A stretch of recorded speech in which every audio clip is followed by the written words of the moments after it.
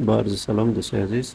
امروز در این قسمت میبینیم که ما چطور از خانه به یک وظیفه یا به یک سازمان بین المللی UNOPS که مربوط دفتر سازمان ملل میشه که از شاخه‌هایش است وظیفه درخواست بدیم یا یکی چطور اپلای بکنیم، چطور یک اپلیکیشن خوب یا یک CV خوب به شکل پلتفرم آنلاین تهیه بسازیم. انشاءالله میپردازیم. همکار شما رو در این قسمت میخواهیم. شما تعقیب بکنید در قدم نخست براوزری که رو ما باز میکنیم. در قسمت سرچ می نویسیم UNOPS. اینجا برای شما نشان میده لینکش از طریق گوگل کروم پیدا میکنه. وش قسمی که شما دیدین در قسمت راجستری اینمی لینک ما کلیک میکنیم. بعد اینی تو یک ویندو برای ما باز میشه. قسمی که براتون نشان دادیم در این قسمت باید ما ایمیل خود رمزای خود بنویسیم، راجستر بسازیم. از اینکه ما قبلا اکانت خود ساختیم، راجستر ساختیم، مستقیم روی لینک میریم، ادامه میدیم کار خود.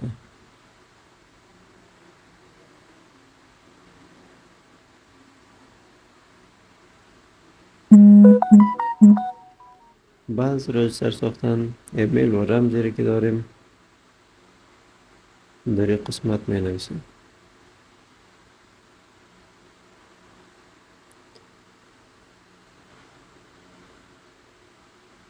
از طریق یوزر یا پروفایل خود داخلی یه وبسایت ما شما داخل میشیم.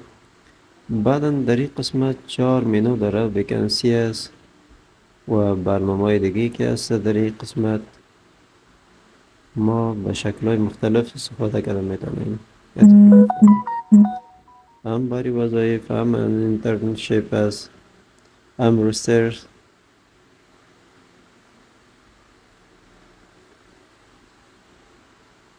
ما فعلا روی ویکنسی کار میکنیم یا پستایی که خالی است ما چطور اپلای بکنیم. در قسمت ویکنسی وقتی که کلیک میکنیم تمام پستایی که در اینجا خالی است برای ما به نمایش گذاشته میشه و در این قسمت وقتی کلیک بکنیم نشان داده میشه که ما چی کارا انجام داده میکنیم.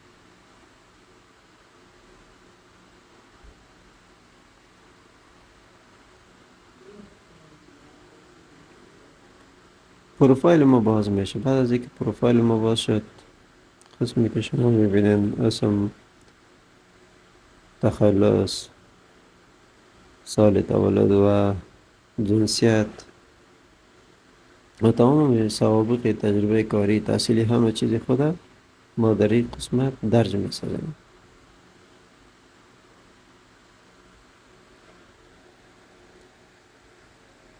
در این قسمت بخش تحصیلات است، تحصیلات خود درج میسازیم.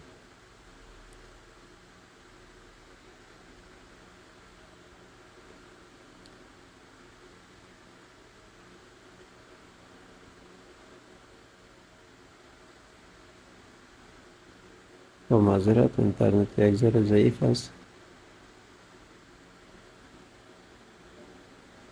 و همه تو تجربه کاری زمانایی را که ما تکلم یا نوشته میتونیم به می شکل پیش میریم.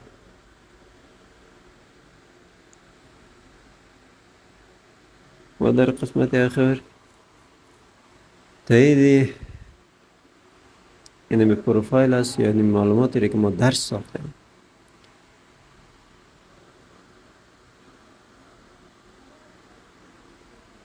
به این شکل تمام فایل های خود ما اپلود میسازیم.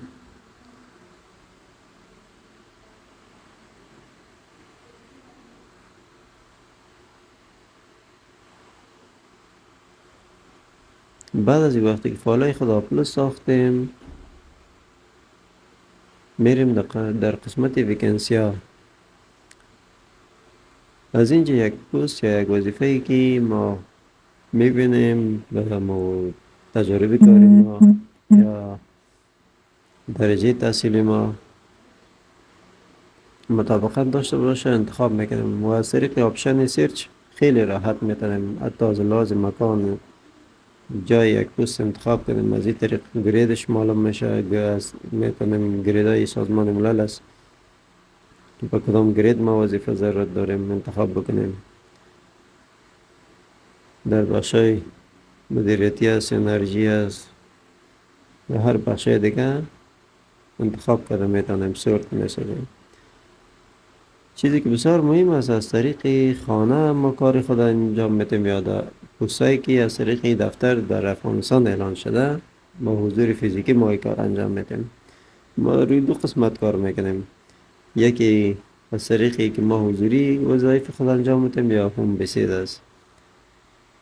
کار از طریق خانه کارهای است پارت تایم و کارهای است که ما به شکل حضوری فول تایم کار میکنیم.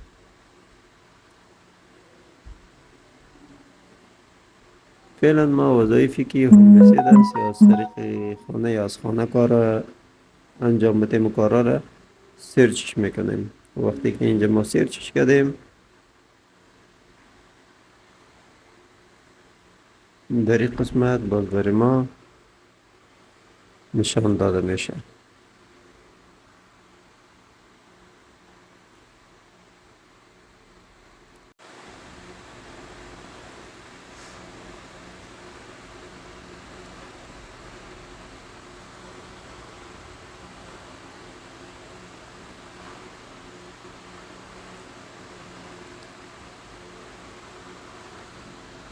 البته در شرایط افغانستان نزدیکی فعلا اکثر سازمان ها به شکل حضوری فعال نیست.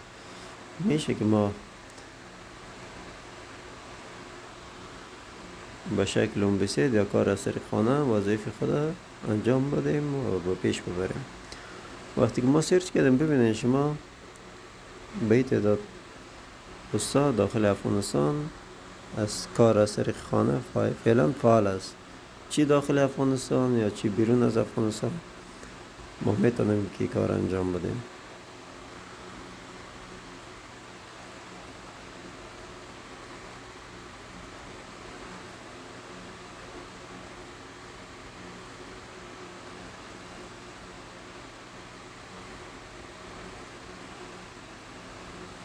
وقتی که ما بالا یکی از وظایف دلخواه خود کلیک کنیم،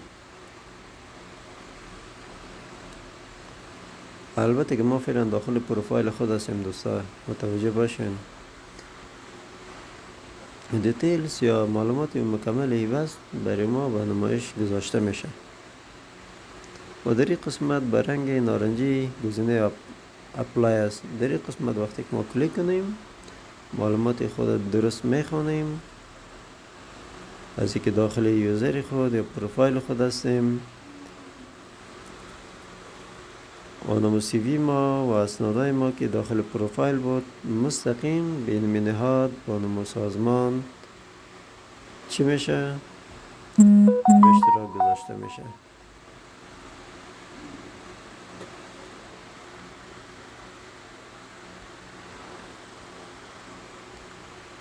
در این قسمت تجارب کاری خود چقدر با میبست مرتبطی که ما فعلا برش اپلای کردیم، چقدر تواناییش داریم، چقدر مهارت داریم، چند سال این بخش کار کردیم، این کل معلومات ها را ما به شکل دستی درجش میسازیم.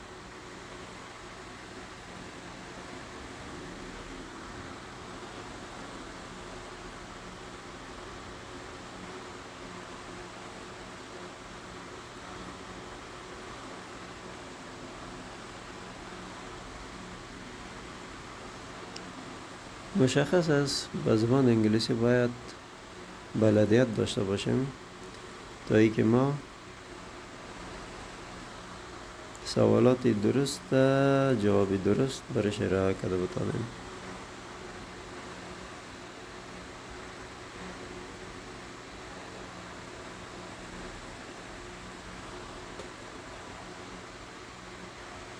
شما ببینید این پست داخل قزاقستان به اعلان گذاشته شده، اما ما از داخل افغانستان برش اپلای میتوانیم.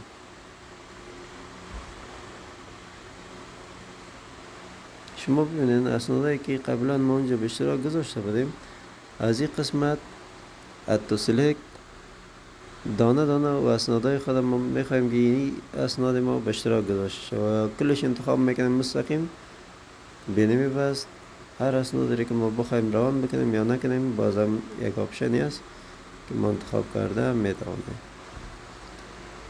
در این قسمت گفته میشه شما از کجا آگاهی پیدا کردیم. در قسمت اطلاعی بس ما برشان میگم از طریق سایت UNOPS معلومات حاصل نمودیم و در اینجا ثبت نام ما موفقانه انجام دارد. انشاءالله لذیذ. اگر کدام سوالی بود شما میتونید در قسمت کامنت ها از ما بکنین، ما به خدمت هستیم انشاءالله. سابسکرایب و حمایت شما دوستا بر ما امر ضرور است. در این قسمت ما یک ایمیل دریافت نمودیم که در بسی که اپلای کردیم موفقانه خود را ثبت نام نمودیم. تشکر از توجه شما دوستای عزیز گرانقدر.